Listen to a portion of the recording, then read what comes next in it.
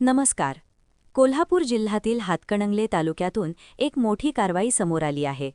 मनपाडळे येथील म्हसोबा माळ परिसरात उसाच्या शेतात लावलेली गांजाची रोपे स्थानिक गुन्हे अन्वेषण पथकाने छापा टाकून जप्त केली आहेत. या कारवाईत सुमारे 7 किलो 600 ग्रॅम वजनाचा ओला गांजा आणि इतर साहित्य असा सुमारे 76,000 रुपयांचा मुद्देमाल पोलिसांनी ताब्यात घेतला आहे.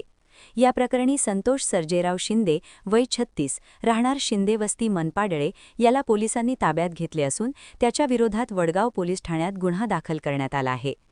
जिल्ह्यात अवैध अंमली पदार्थांचा साठा, विक्री आणि शेती करणाऱ्यांवर कठोर कारवाई करण्याच्या सूचना पोलीस अधीक्षक योगेश कुमार गुप्ता यांनी दिल्या आहेत. त्या अनुषंगाने स्थानिक गुन्हे अन्वेषण शाखेचे पोलीस निरीक्षक सुशांत चव्हाण यांच्या मार्गदर्शनाखाली पथकाने गुप्त माहितीच्या आधारे ही धाड टाकली. या कारवाईत सहाय्यक पोलीस निरीक्षक सागर वाघ, उपनिरीक्षक शेष मोरे आणि त्यांच्या पथकाचा सहभाग होता. दरम्यान या प्रकरणाचा पुढील तपास वडगाव पोलीस करीत आहेत.